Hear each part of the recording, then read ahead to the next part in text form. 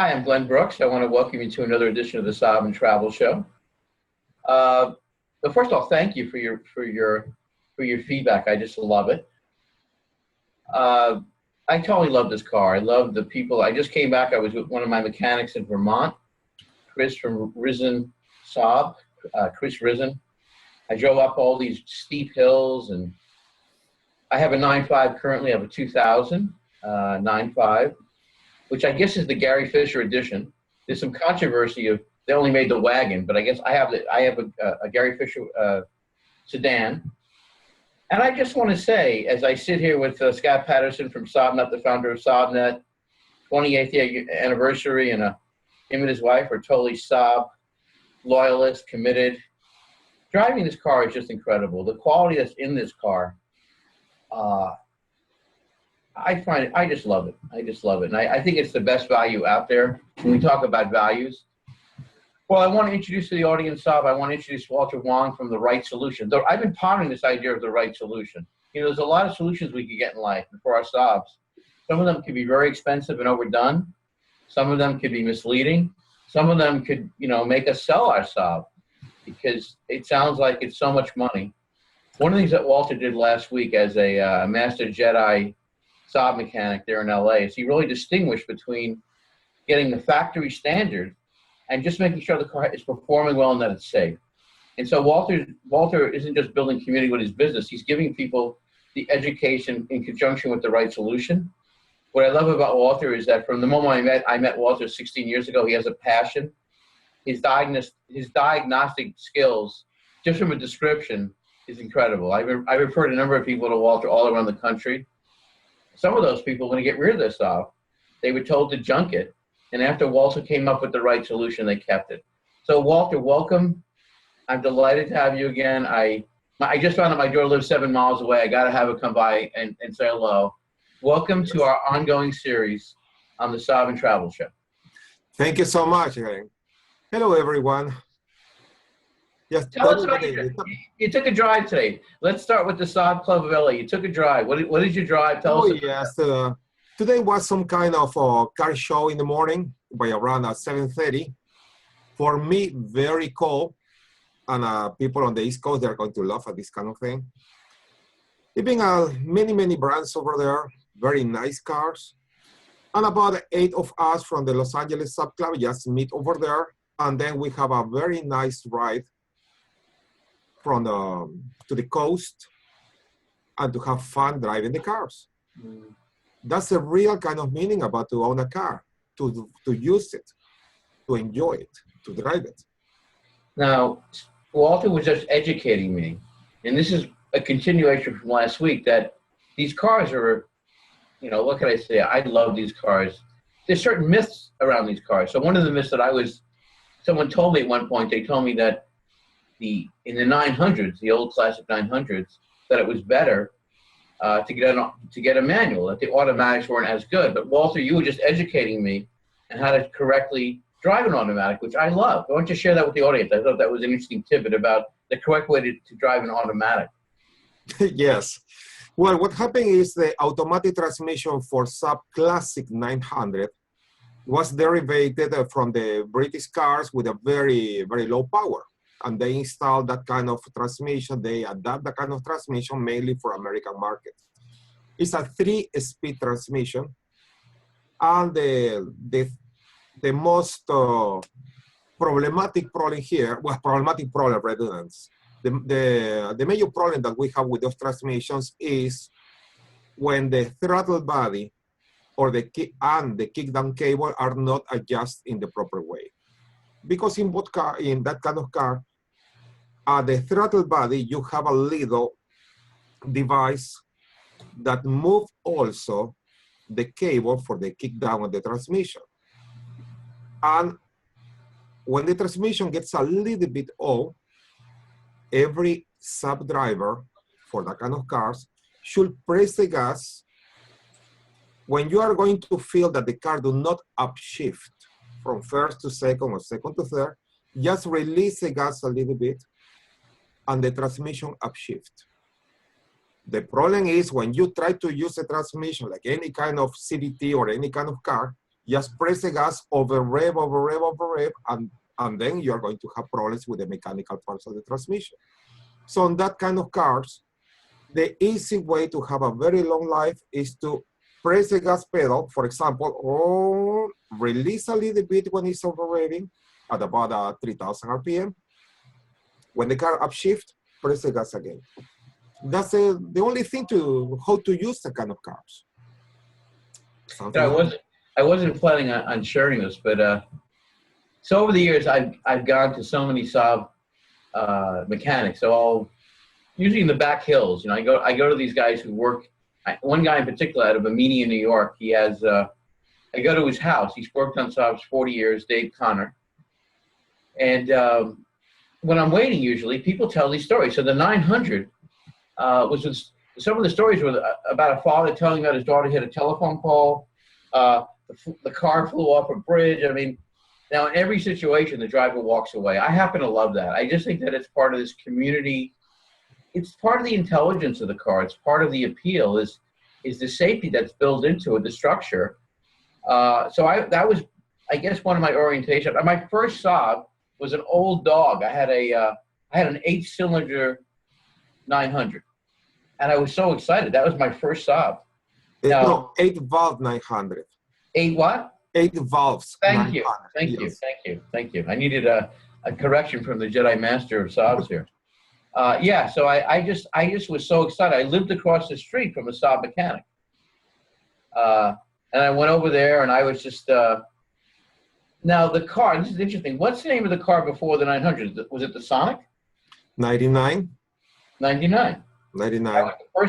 So the first car I was in was a car from, it must have been the 80s or 70s. And this guy had one and I got in that car and that car was like a little tank.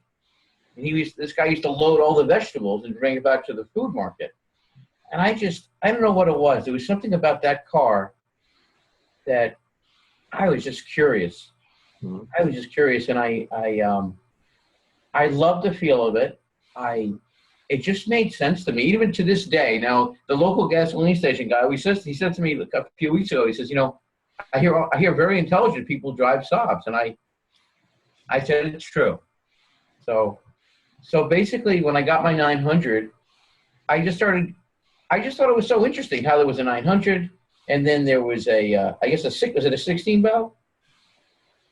The first one is a 8 valve with mechanical injection, and then they evolve on the 16 valve on the year 85. That's the first turbo.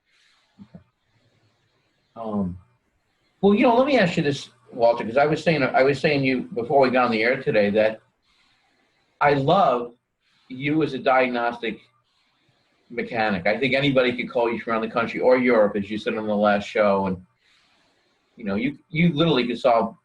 You're the only person, by the way, that I went to when someone who was 6'7" came to me and wanted to buy my car, but at 6'7" couldn't fit in my 9,000, and you won because you told me I think the 7 Saabs that people could buy and enjoy were 6'7", right up the tip of your head. Any kind of a car without a sliding roof, without a sunroof. That's the kind of thing. You have about this much less headroom on that kind of car.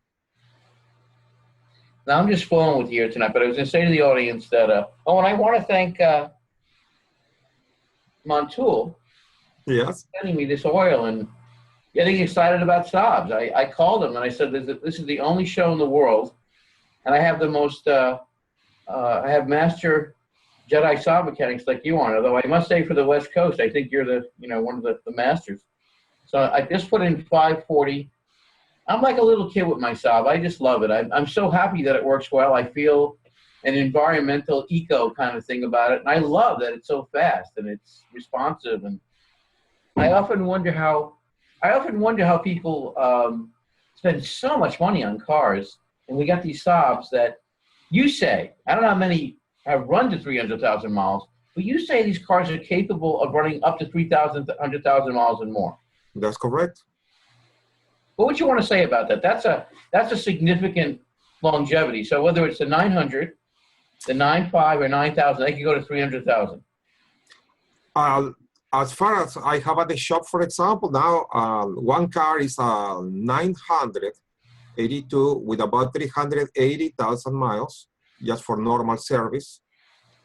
During the week, we have another 900, the new generation, with about 320,000 miles. And about 9,000, one of the guys at the shop, they have 9,000 with about 300,000 miles. And those are the cars that the people use normal. It's nothing about to be with extra care with those cars. The important point is to have common sense. It means high quality of gasoline. It means replace the filters whenever the filter gets dirty. In Los Angeles, the filter lasts a long time. So we just check the filter with every oil change, clean the filter like this, and put them back. Now, when you say filter, you mean air filter or gas filter? Air filter. Ah, okay, okay. Air filter.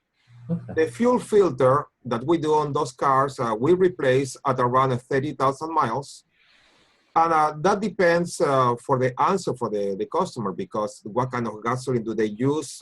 If you are using the car, for example, with a very low level of gas, and the fuel pump starts degrading itself, or we can feel that the pump is making some noises, let's replace the filter just in case, because whatever noise it makes the pump, it means it's grinding itself, and as a consequence, whatever is releasing goes into the filter.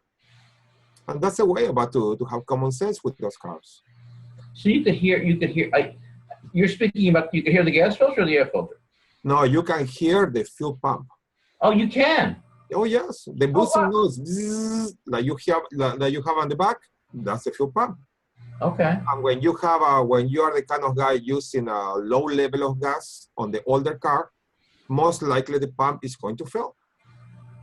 Oh, really? So if you use high quality gas, you get your filter, your gas filter. No, what happens is this: when you use low level of gas, low level of gasoline, the fuel pump is inside the tank, and the fuel pump gets cooled down by the gasoline. Now, on that kind of cars, on Saabs, the fuel pump, it has about this distance, 15 centimeters, from the pickup part from the pump, and you have the little suction device. If you have a little crack on the plastic part, it's going to start having sucking some air and gasoline if you have low level of gas. That's why I recommend every one of my customers with an old car to use at minimum of a quarter of tank of gas, just to prevent problems, because I'm not going to start charging money to remove the fuel pump and to look at it. Just let's keep the minimum of a quarter of tank of gas. And I know that's the most that we can do without spending a lot of money to keep the car running good. Scott, did you want to jump in and anything bubble or come to your mind as we talk to the general here of the Right Solution, Walter Wong, the Right Solution? Yeah, I actually had a question come in from the last episode onto the Saab.net website.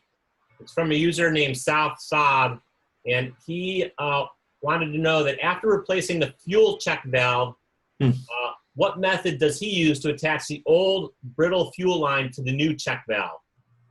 Okay, when you have the kind of problems on Saabs, the easy way to do, I have to make some kind of drawing on that.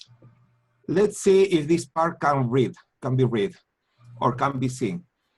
This part is the hose. This part is the nipple, the white nipple. You have here the ribs. So at the time when you are going to replace the part, make a vertical cut with a razor blade on the first part. So the hose, when you pop out the hose is going to be a little bit open like this. See this kind of thing here? This part wide? So that kind of thing is going to help to insert the new check valve. And once you have the hose in this position, warm up the hose with a hair dryer and insert the hose in this way, firm. That's an easy way to install that kind of check valve without major tools. The right kind of device is a little clamp, the one that you use to do the brake lines. But if you do not have that kind of tool, you can do it in this way, and it's going to be very easy. Actually, I have the tool at the shop, and when I want to do it, I do it in this way, just with a heat gun. Something else? Thank you, South Saab, by the way. I saw that letter. That's great. Thank you. And thank you for your wonderful feedback. So, Scott, I was talking to Scott earlier that for the sheer joy of it, I want to be able to do another feature story about, because the Saab that I have in my driveway, I had a transporter give me the services. They shipped it here. They love the idea of doing a story about getting a Saab from a different part of the country with potentially no rust, low mileage. So I have a 2000, sedan, 9.5. I wanted to open it up to you. I really want this, my next car. I'm considering getting a manual, and I want to share the story with the Saab, the SaabNet audience and our bigger audience. I was curious for recommendations. I want a car that, because I take my car up to the Vermont mountains, I give away vacations, and I'll be snowshoeing, and I just want a really fun car that's a blast to drive, has a lot of power. I was curious if I wanted to get into 9.5s with you, but I was curious if you had any recommendations. And I want a car that has a little bit of room. I love the way my car drives. I just thought it might be fun having a manual again. I haven't had a manual now since I lost my 9.3. I lost my 9.3 due to it basically the oil light went on, and that was it. I lost it. And my mechanic knew I had an oil leak. But once that oil light came on, Walter and Scott, I lost it, and that was something I wish I had spoken to you about, but I got this 9.3, and it had come with an oil leak, but I didn't know how much time you had when that oil light goes on. I guess it's not that long. Huh? You got to really take care of that. That's correct. What would you have advised me if I told you that I had an oil leak? The mechanic I went to couldn't find the source of the oil leak. What about a situation where you have a car and there's an oil leak? Do you just need to be very diligent to get the source of the leak, or is there any other suggestions, by the way? Well, one of the things that I noticed about Saabs is that the Saabs are engines with a very low tension on the piston rings. It means Saabs have a little bit more blow-by like any other kind of European cars. Blow-by, it means the kind of back pressure that you have on the crankcase. That's why it's very important, the PCV, positive crankcase ventilation system. Number one is to be sure if you have a 9.5 is update to the version number 6. Number two, you need to tell your mechanic at the trap, at the big plastic part, to be sure the bottom hole, the drain hole, if they can make it a little bit bigger. What do we do here? We use an 8mm drill bit by hand. We make it a little bit bigger, the drain for that hose. I mean, for where it goes, the drain hose. Install the check valve in the proper way, and if you have the PCV system working very good, most likely the leaks are going to be reduced. Because you have what's that system called again, Walter? The PCV, positive crankcase ventilation version number 6. And you need to fix a little bit here in Los Angeles. That's the way how do I work, just making a little bit bigger the drain hole. It's funny. And that kind of thing, excuse me, that kind of thing takes care for about easily 50% of the bigger leaks that you have, so you can live with the leak. You're not going to start spending a lot of money on the rear main seal. Of course, if the system is dripping a lot, yes. But if you have a small leak, you can leave it like that. Scott pointed out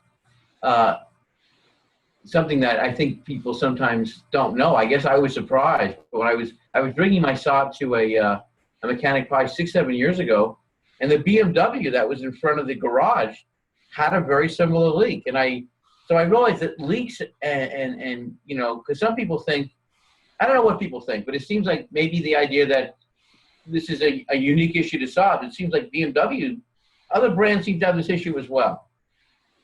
Yeah, so today there are many kind of engines and they're assembled with glue.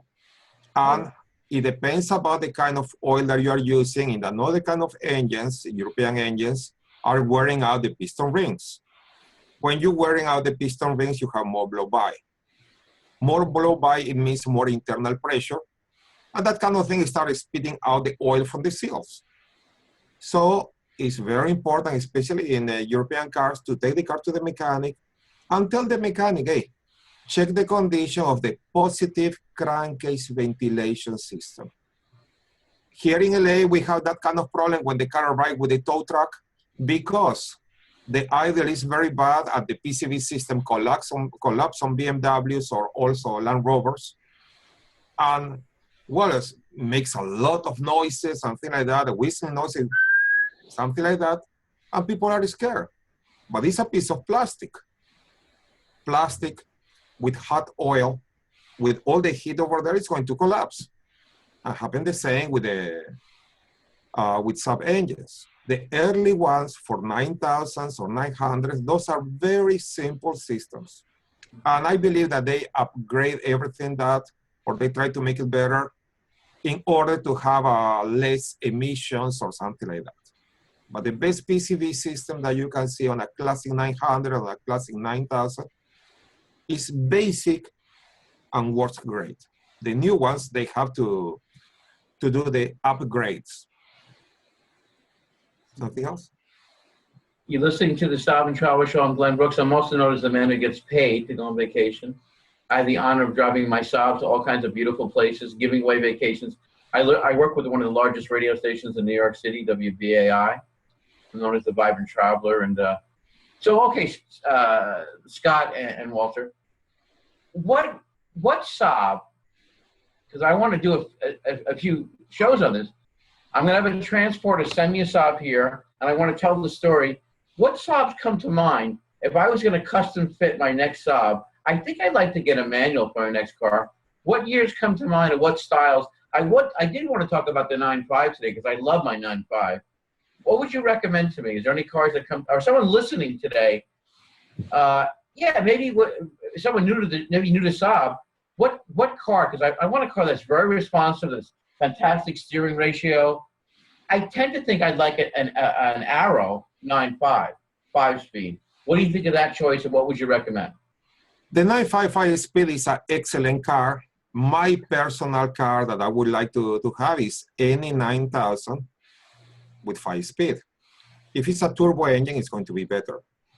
With or without traction control, it's not a big problem on that. Now, if you like the 9.5, what you need to start checking on those cars is about the engine mounts.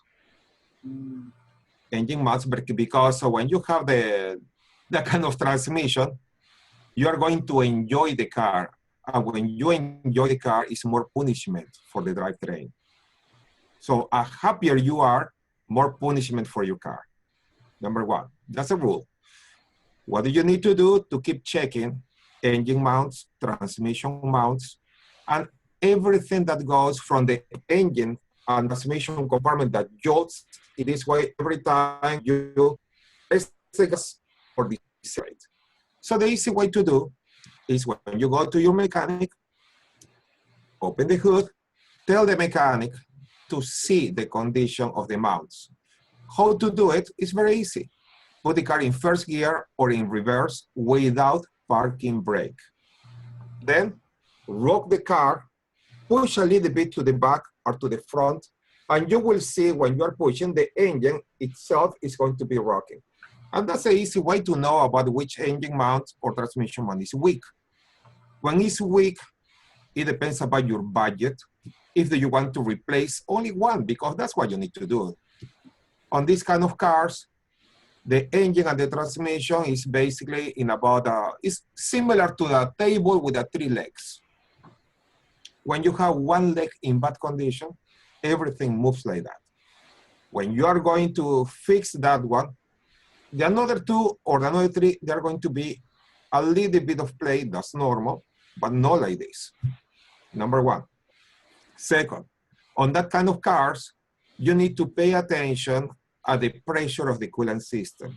And I'm telling you, I do not have experience with the snow or colder places. I'm talking about Los Angeles. I'm talking about cars on summertime. They want to drive to Las Vegas. And that's very hot. That's over 100 Fahrenheit of temperature on the road. And what we do here is to check about the coolant system. What do? Yes, we activate with the Tech 2 and see if the fans are working the 4 speeds. Most likely, one of the speeds do not work, and that's the second speed.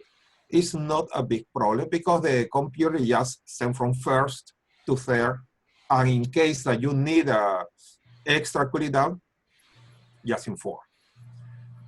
On cars here, you need to tell your mechanic, once the car is on the hoist and the bumper is at your face level, look with a flashlight if the air condition condenser, you know, the first radiator that you can see or the intercooler or something like that is free. Because if you have a little bit of stones or something, then that kind of thing is going to block the passage for everything.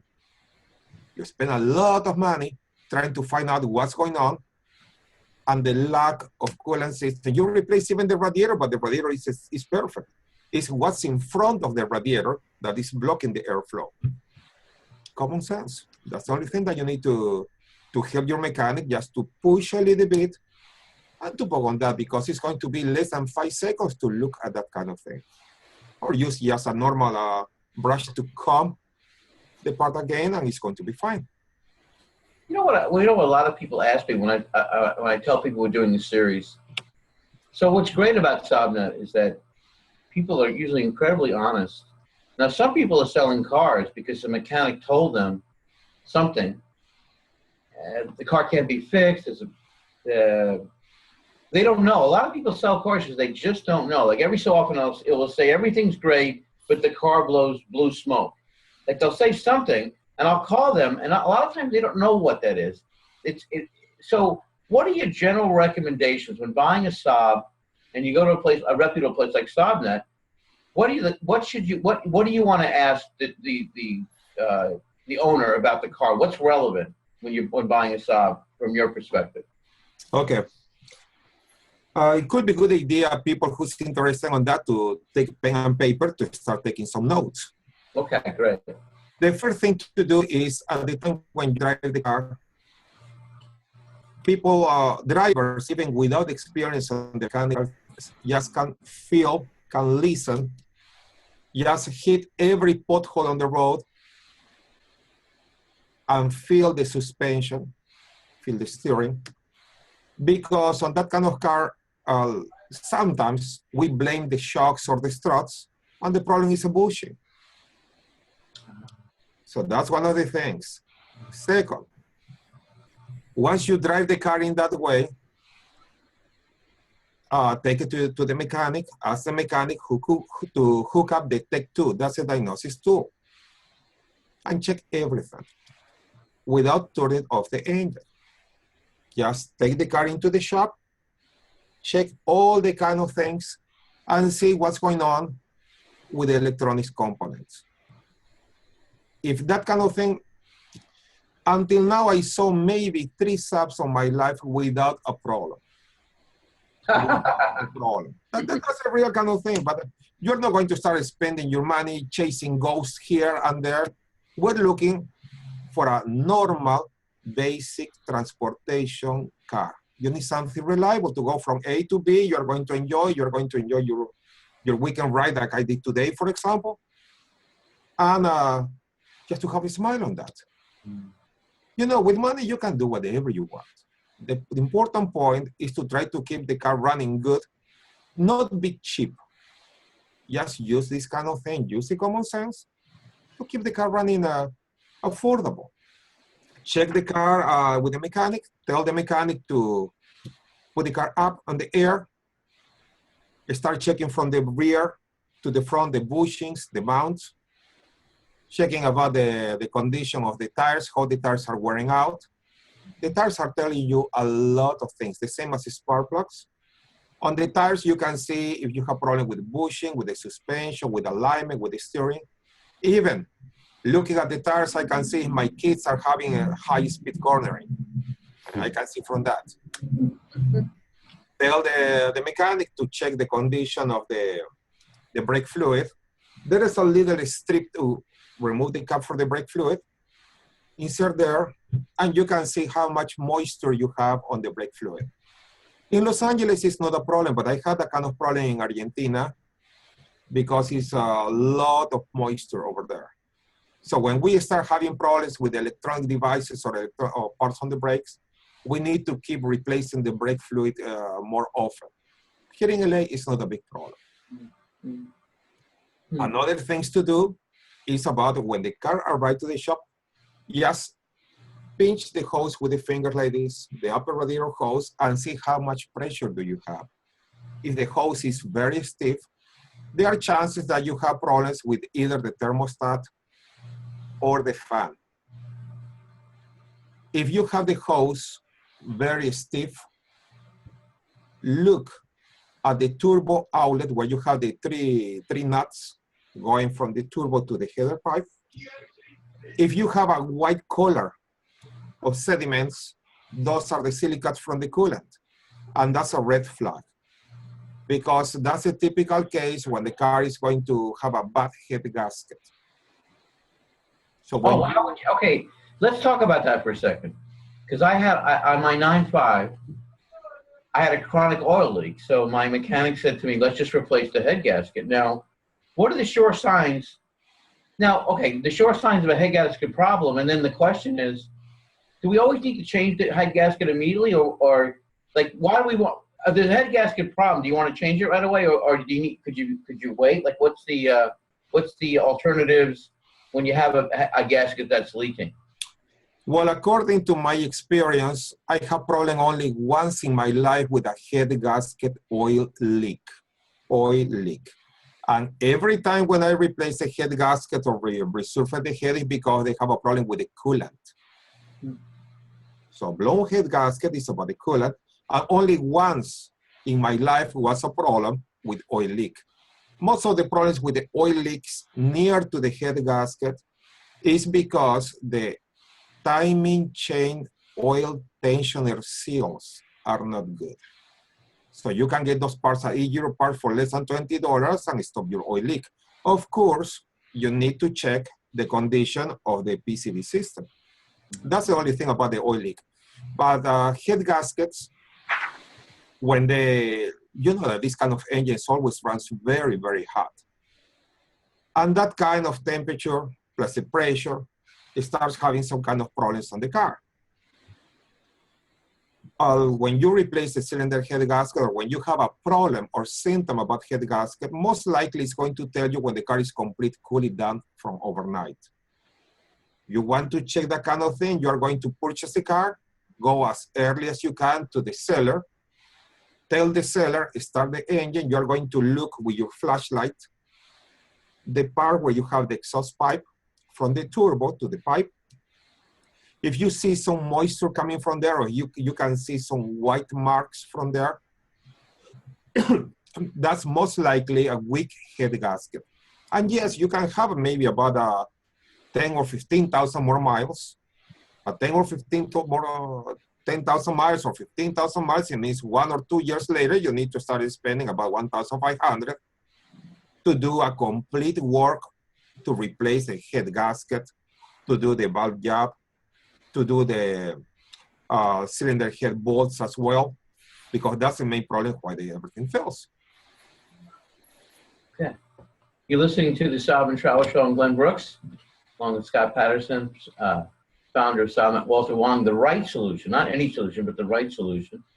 I'm Glenn Brooks. I guess I founded this show based on my absolute passion for Saab and loving these cars. I guess I've owned, I think, 5 now. And I'm going to do a feature on a story of my next car, where I found the car, transporting the car. And I was asking Walter just then about his general advice about getting a used Saab. So is there any, as some people say as an example on the 9.5s, there's different various opinion on what years are better? Is there any car that when I told you I want a car that has great handling, I like a manual. Is there anything that you recommend? Any year that comes to mind and why, or not necessarily? Is there any year that are you a person who pays attention to years or more models? Like what, when you give people advice, what's the first thing you start to think about? Like in my situation. The first thing that, how I set my priorities or how I can see which car do I want to purchase for me or for my kids, for example, is going to be catch my attention not about the year. Okay. Catch my attention not about the mileage. It's Wow. about where do they take the car for service, how often they do the oil change, what kind of work was done, what kind of mechanic was taking care of the car. If it's sometimes I trust a car more if it's a person who has a passion to fix the car or to do one or another thing, instead of that kind of car that goes to the quick oil change places. Mm-hmm. So cars with a complete list of transmission flush, engine oil coolant flush, and flush, and flush, and flush. I do not give too much attention to that as to have the car and they replace, for example, the lower suspension bushings, the one located on the rear part of the A-arm, or things like that. So I give more attention to someone or to the kind of car that has been taken care of or to be driven a lot of miles. And I prefer a car with a high mileage. That's my point of view. If the car had the right kind of records. As I told you, I have cars over 300,000 miles on the shop. People, they are very happy. They just keep doing the oil change. They just keep doing the normal, basic kind of things. And the car keeps going and going and going. I have one of my customers and he has it's a 96 900, second generation. And he takes 2 trips per month, 2 times per month. He goes to New Mexico driving. Mm. And that car is unbelievable nice with a lot of miles. The mechanical part runs very strong because he has an excellent technician over there and we take care of the car here. Never had any kind of problem on the road. And the another car that he has, the new one, 2 times he took it over there and both times he need to tow to one place or another because they've been overconfident with that kind of newer cars. Other cars, for me, from my point of view, are easier to keep on that. Yes, he used more gasoline on the old one than the new one. I know. It's not a 9,000 or any kind of Saab. It's not an economical car about miles per gallon. The good point is that kind of cars are designed to save the life. The kind of cars are very safe. And I can go to work knowing that my kids are driving that kind of car. Any crazy person with an SUV can T-bone the car, and I know my kid is going to tell me very scared, hey, I had an accident. But what happened is they are walking. And that's the important point. Scott, did you want to jump in with anything that's coming to mind or relevant in terms of the issue of used cars or anything else that's bubbling? No, the only thing I'll mention is that what Walter says about the safety of Saabs is really true, and it's been true of the company for every model they put out. They would win award after award and 5-star safety ratings from every organization. And yeah, true enough, the car, if it's in a serious accident, is going to give itself up for the occupants. So, you know, you'll end up with a totaled car, but you'll, like you say, you'll walk away with little to no injuries. And that's the most important thing. My wife has driven Saabs ever since she was 16 and only driven Saabs. And The same thing, her father put her and her sister in Saabs for the same reason, because he could feel confident that even if they did get in an accident, that they would walk away from it. There's also a section on SaabNet.com called Saab Save Lives. You can find it from the homepage, and it just details the same thing. A number of Saab accidents where people have had moderate to very severe accidents and walked away with little to no injuries. One of the things I love, Scott and Walter, is on the 9.5, which I don't know what year it was, but the highest standard of safety, I guess, rated this car as the safest car. And the idea that at very high impact, the door's open. You can leave the car. And I just, when I hear about parents getting their kid a car, I always say to them, get a Saab, because I don't, even to this day, I just don't trust. I'd much rather see a kid, a young person in a Saab. I just think it's a peace of mind. I read standards of safety of newer cars, but I guess I still trust. And I've called a number of body shops about this, by the way, and they still have tremendous respect. Even in this, in 2016 for the Saab, get a used car. If you're going to get a car for your children, why not have be the highest level of safety? I mean, it's just, and they're so affordable. And if you do what Walter's saying in terms of you're not paying attention so much to the factory standards, but you're working with a mechanic that knows what's really relevant in terms of safety and performance and maintenance. Well, as I said, I'm definitely going to pick up on the, this journey to my next car, which I want to share with you. I want to talk about transporting. I want to talk about how to find a mechanic like Walter. And I want to get into high performance. I talked to Scott about, I think we're going to do a follow-up conversation with Mario Andretti, who famous race car driver. We want to talk about, I'm going to do a little feature on winter tires, because there's a huge world of difference in the quality of tires.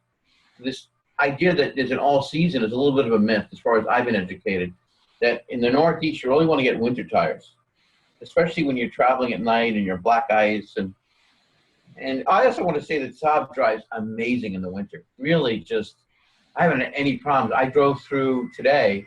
I was driving through like 7 inches of snow, and my car was just like a tank. So, value is a big deal. So the value of the Saab inspires me. Walter's philosophy, which I wanted to comment on as we come to a close on this show. Walter, I want you to share again your philosophy of why the right solution. And one thing that's always touched me at Walter is the passion. And he regularly says that he wants the car that you bring him in LA to be able to drive to New York. That's a high standard. That's the standard that I want to know. Well, one of the things that we have, one of the points that we spoke with every technician at the shop, if we're going to talk about, let me see if I understood the question very well, it's about how do we work on the cars, or what do we do, or something like that. Every technician at the shop inspect the car, keeping in mind if it's the car for the daughter, the car for the mom, the car for the wife, number one. So we know the weak points. We're going to be sure the weak points are going to be okay for us, number one. Second, once we have the wish list about all the kind of things that they need the car, we're going to put a mark, we're going to put an asterisk on the things that really require attention to make a long distance trip without problems. And there are another, on the same kind of paper, we put 2 asterisks on the things that, excuse me for that, that really, those are the minimum things to do to keep the car rolling and driving for the next oil change, until the next oil change. Of course, at the bottom of the list, we write it down, must check the oil, must keep checking or refill the, for example, the coolant if you have a car with a small leak at the water pump, a small leak at the cylinder head gasket, a small leak at the radiator. You're not going to put $3,000 on that car. So what do you need to do is to teach the driver how to check the fluids often. So keep the money in your pocket. Start saving for the next car. Or if you love the car, start saving to fix the car. The important point is to work together. I'm going to tell the driver, and that's why we have now the second generation drivers at the shop. People, they send me the kids. I explain to them like Uncle Walter, hey, you have to do this. And they're going to follow in that way because I force them to do it. Girls with a very nice nails, oh, I do not want to. You have to. Because I have that kind of power. That's the way how I have my 5 kids. Push them to be independent. It's not about that my boyfriend is going to take care. What happens if she split with that boyfriend? Who's going to take care of the car? Who's going to pay attention? So that's the kind of things. Just to, if you understand that you have a normal basic transportation car, you are going to start checking the things that require to keep moving. So electric operated seat, if the seat do not move all the way front and back, I do not care. I just move the seat on the manual position and they're going to be fine. Mirrors, air condition, climate control, things like that, for me are the second option. Just I focus about something very reliable. Now, if you're going to make a long distance trip, we show you what to do with the car. I have people here, they're moving back to the East Coast because they have a bad experience here and they want to go back over there to start again their life. And I have respect. And that car is going to make it all the way there. I told them, hey, expect to have one more day on your trip. And that's too much. Just drive it easy, drive it nice, and start your new life over there. If you want to work here in Los Angeles, that's fine. Now, I have another kind of customers and they said, I want everything perfect. Well, make the complete list with the part numbers, and they can start choosing the part number from Euro Parts. It's an excellent source. Bring the car, and they're going to save money on the parts, and we're going to install the parts. That's how do we work. You know, you made a beautiful offer last time. You said for people in Europe or anybody around the country, like myself, I've called you over the last 17 years in many situations, and you always patiently and passionately explain to me, let's give out your website and give out your phone number, because of course, I love that offer because, you know, you may not live near a master Saab mechanic. So go ahead and give out that offer again on your website, Walter, and then we'll wrap this up. I have something to share with the audience. I want to see if Scott has anything to share, but give out your number and explain your offer again and your website. Okay. The name of the shop is Right Solution Inc. The website is saabtech.net, like acronyms of saabtechnician.net. Phone number where you can reach me straight on my cell phone, 310-666-2406. 310-666-2406. And if I do not answer, leave me a message and I call back. Today I received 3 calls. And that's the kind of things about, for my friends, people around me say, how come you receive that kind of thing? I say, well, that's the kind of love and the passion that you have. That's the best way. And if you don't know who to call when you have a specific problem, I'm going to try to help. At least to calm the people, because I know that when you are the last one in the parking lot, nothing else to help you. And the only tool that you have is your cell phone. Let's try to do something in that way. The offer is people here in Los Angeles, just to bring the car, any kind of car, because we are working on other brands as well. And we do the inspection without charge. Now, if the person loves to work on cars and they live in an apartment and the landlord do not let to do the oil change or something, bring your own tools and you can do it in the shop. our insurance covers if you are on one of the sides of the shop, we lend you the jack. You are going to enjoy working in your car. You want to do your brakes, go ahead and do it. You want to do your belt. And if you have a problem, one of the technicians is going to give you a hand. Everything that is without charge. The only thing that we do here is for the passion, because that's the way how I start my trade. Many years ago, I received help from all mechanics, and that's the way how the life should be done. Just help as much as you can. Now is coming the Saab Owners Convention in California. Can I talk about this? Please. Okay. I invite to everyone who's coming to Los Angeles. We're going to, Right Solution is going to provide a free oil change. It means engine oil filter, the labor, the inspection, for the person who attend and they live more than 500 miles from us. I do not want just my next door neighbor to be for a free oil change. I'm talking about as a token of appreciation to people who are coming to the Saab Owners Convention, number one. Second, if you are going to bring your car and you are going to live in the convention, at night it's very boring to be going over there. So we're going to provide 3 loaner cars. It means 12 people, they can do carpooling. And today we spoke to the Los Angeles Saab Club, and we're going to guide them to do some kind of tours in Los Angeles, to go to one place, to go to the beach, to go to Hollywood, you know, the kind of things that you want to know in Los Angeles. And that kind of thing is going to be without charge as well.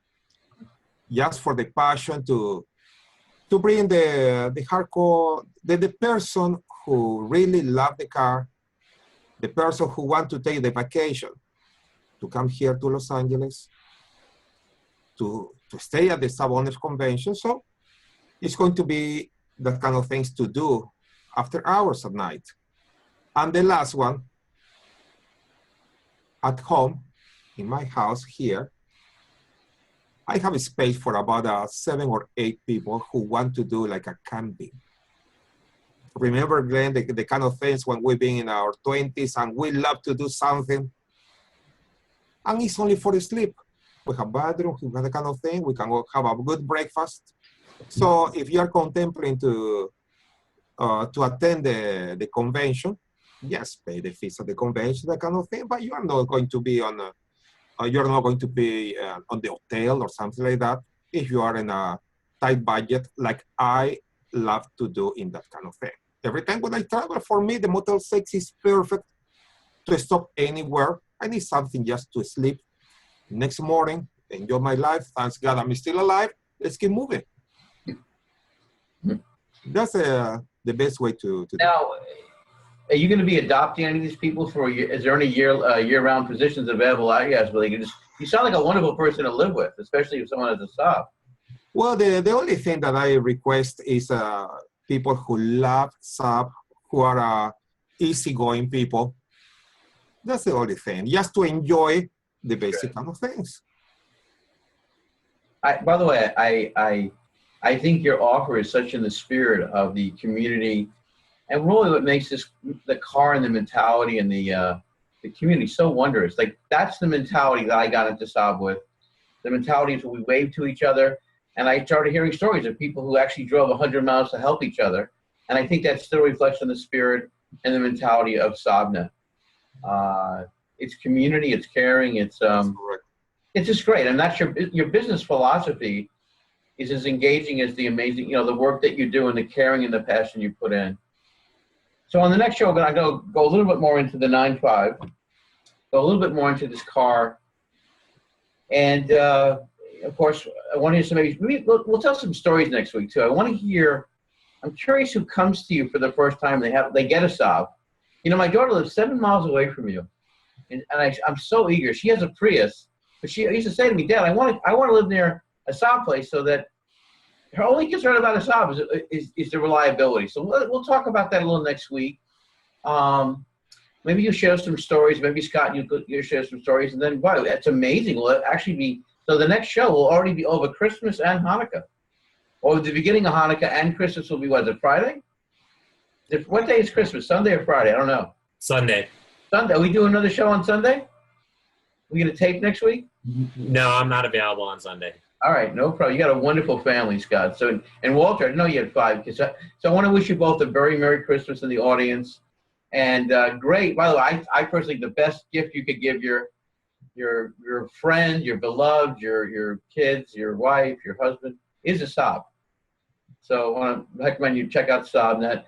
And if you want to underwrite this series, the only series in the world on Saab, for all levels of the Saab community, I'm going to be talking about high performance stories that every day I speak to you guys, you still totally love this brand. And I think we have at least 10 to 15 years of this car with good maintenance and going to 300,000 miles to keep this car going. It has tremendous value.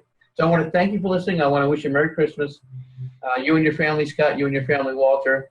As I like to say on my other shows, your life's precious. Enjoy it. Enjoy your Saab. Send us your questions. And if you want to be in touch with me directly, or if you have a car you want me to feature on this series, contact me. I'm going to be like Walter. I like the way Walter held up his cell phone, Scott. That was kind of cool.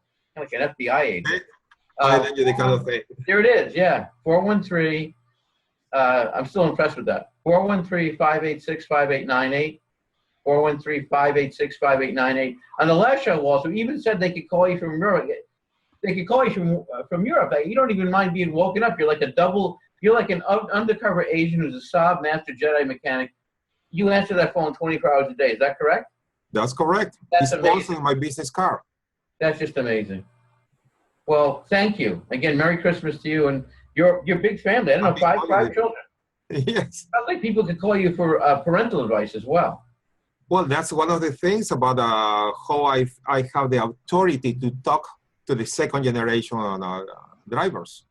Wow. I have 5. I have 2 in Argentina. I have 1 in Peru. I have 2 here. The ones here are taking care of the office now, of the shop. I'm going back to the things that I really love to do. It's about working on cars. No more office work for me. I'm happy. Yeah, I see that. What's your tip? What's your tip going into the year for someone? What's your advice about doing what you love and doing how to pass on something? Because you have such passion. What's your advice about doing what you love and getting paid for it? The important point is to be honest with yourself.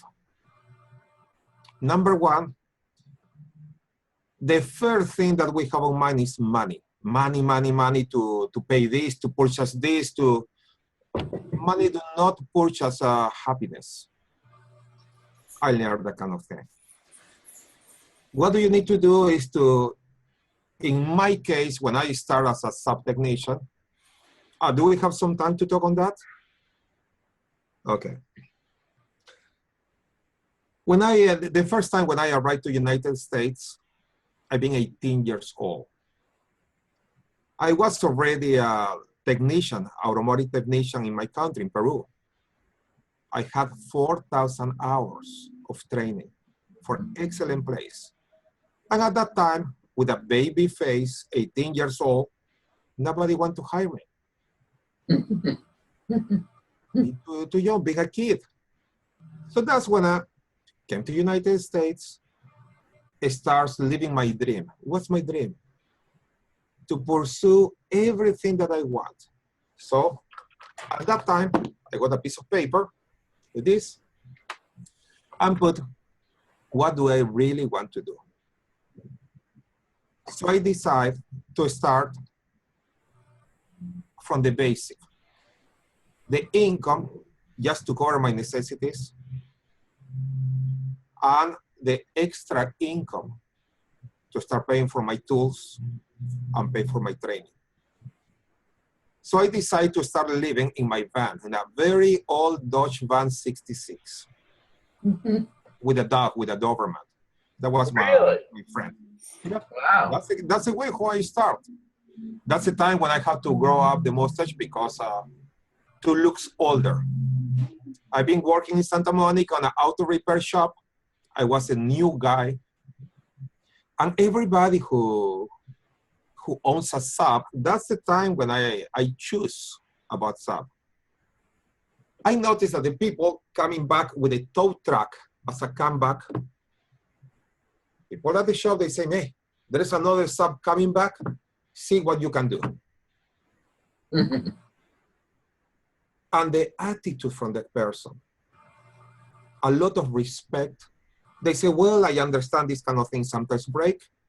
Complete different to a Mercedes or BMW typical customer, especially on that kind of that neighborhood. And I did not feel insult at all when they say me, hey, try to fix that kind of thing. So you start fixing the kind of thing on the side because another technicians, they do not want to deal on that because they already have the paycheck. They try to move on something else and I was just with a normal salary. That's the time when I decide to go to the dealership that was in Culver City. And when I apply over there, was a lunchtime, and nobody was at the, everybody closed. So I've been waiting. And at the time when the manager, the foreman, the shop foreman arrived, I told him, hey, with my broken English, believe it or not, was worse than now. It's not that. Scott, I think Walter does a good job now. What do you think? Walter's coming across with his English. Well, at least I can understand what I try to say. Yeah. Yeah. So the point is, I asked him, hey, do you have an application or something as a technician? He laughed at me. He opened the drawer and being about this much of papers, about an inch of applications. Fill a paper and put on the top.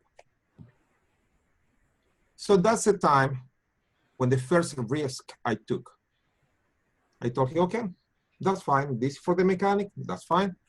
I want to work here. I'm going to clean your bathroom. If you are happy, hire me just to clean the shop because I want to work here. I do not have expenses. I'm living in my van. I have a PO box if you want to send me any kind of notification. So he could not say no. Wow. I clean even the light bulb. Well, So I want to see a picture. On the next show, I want to see a picture of your Doberman. Oh, yes, I will. I have one picture from my dog, so I'm going to show that. Okay. So that's the way how I start working at the dealership. Cleaning everything, I clean very quick. Then I start helping the mechanics, reading the papers, and nobody knew that I was a mechanic. They thought, oh, the new guy, he cleaned very happy. And that's the kind of thing, good attitude. Because that was my paradise. Working on these kind of cars, learning. And I learned from the best mechanics from them. Because I tried to help them. One of the guys, he wanted Coca-Cola with a little bit of rum. I ran to the liquor store and bring the Coca-Cola with the rum. Another guy wanted the cigarettes and the kind of thing and this and that. That's the kind of guy I've been. Cleaning the tools, putting all the kind of thing, running for parts. So they feel very good with me. And then when I've been looking at all the young parts, came to them, hey, you know what, this kind of thing, how come it broke? Oh, it broke because they have excessive tension or this kind of thing. I learn from them. At that time, those technicians, being about 40 years old, being a 20 years old guy, and I learned from them. 3 or 4 months later, one of them left, and I become a technician at the dealership. Bypassing everybody on the papers. Show us the car. Show us the 9000C. Oh, that's a very nice one. There it is. Wow. That's a very old 9000. What year is that? Looks for this kind of thing about an 88. It's a 9000 CD. Wow. What an with amazing. early style wheels. See, I just love, you know, it's really funny, Scott, you probably feel the same way. I still find the body styles of the Saab so appealing and so unique, and I just still love them. I love the way the 9.5, it seems like a timeless style of car to me. I mean, I look at it, it's kind of, I look at my car and I just love the way it looks. Yeah, I mean, that's is still ageless and timeless as I do, or what? that's what Saabs are known for, is that they don't look like every other car on the road. They are beautifully designed cars. They have one of my favorites is the classic 900, which I feel has a beautiful lean forward. I call it a lean forward aggressive stance. And they kind of, even as they went forward into the, the modern cars, the 9.3 sedan and the 9.5, I still felt they had this very nice lean forward aggressive stance look to them that made them look fun and different from other cars. And naturally, they also, they drive differently, and they're just so much fun. I want to comment, Walter. You really there's an old tape. It's a very famous tape. It's by with a guy named Earl Nightingale. He did a course called Lead the Field. Lead the Field. And there was a tape on there called Man on a White Horse, which is how to get a job in any economy. And it's so interesting because you embody what he says on that tape, which you could go anywhere if you offer your services and you see what kind of positive difference you can make. And you, as an apprentice and as a contributor, God, you have such a good attitude. Just go in there and you make the business better. You made the business better, and plus you got to apprentice those people. I just love your story. I want to see a picture of the Doberman. I want to thank you once again for contributing. I just feel more confident and educated as a Saab driver. And I love, I found a highlight of the show today for me, and I'm curious what it is for you, Scott. I love this idea that you said mileage wasn't as relevant as maintenance and how the person took care of it. That was really helpful. The other thing that was helpful was your story. I loved your story about how you became a Saab mechanic, and also your invitation to the people about the convention. And also, in conjunction with having people stay there and what they all changed to people over 500 miles was, people working in their cars. I mean, I don't know anybody else that does that. I think that's the spirit of your business and how you run it is just so moving and so innovative. And I see you as a leader, and I'm just so happy to share this with you. Scott, what struck you on today's format with Walter? Anything that struck you today that's sticking with you or you found was touching or informative? Oh, just like you said, I very much enjoyed the story of how Walter got started. And, I hear it from time to time. But, the attitude and willingness to do anything to get your foot in the door, and then to have a positive attitude and learn from others. That's my takeaway. Thank you, Walter. Thank you, everybody. Again, 413-586-5898, 413-586-5898. To be a part of the Saab and Travel Show, to be an underwriter, you have a story you really gotta share. The right solution. Walter Wong. Scott, again, happy holiday, Merry Christmas. We'll be with you next time. Thank you. Thank you so much. You're very welcome. Thanks, Appreciate it.